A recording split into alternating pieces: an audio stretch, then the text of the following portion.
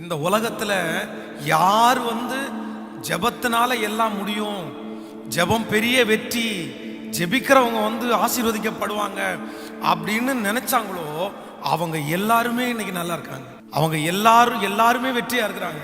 நீங்கள் மோகன் சிலாசரஸ் ஐயாவை பாருங்க. ஜெபகோபுரம் கட்டப்பட்டிருக்கிற அந்த இடம் அவர் ஃபர்ஸ்ட் ஊழியம் செய்யும் போது அது ரொம்ப அவுட்டரான இடம். அந்த இடத்துக்கு யாருமே வரமாட்டாங்க. அது ஒரு பெரிய காடு. ஆனா இன்னைக்கு அங்கேயே ரயில்வே ஸ்டேஷன், அங்கேயே பஸ் ஸ்டாப், நிறைய பஸ்ஸினுடைய போர்டை இயேசு விடுவிக்கிறான்னு போட்டு தான் ஓடுது.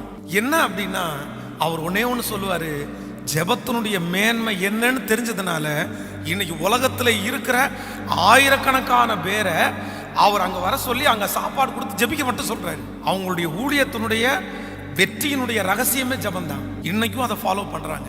அதனால உங்களுடைய வாழ்க்கையிலே இனி உங்களுக்கு வெற்றி மேல வெற்றி வரணும்னா நீங்க இப்ப ஜெபம் பண்ணா தான் அந்த வெற்றி உங்களை தேடி வரும்.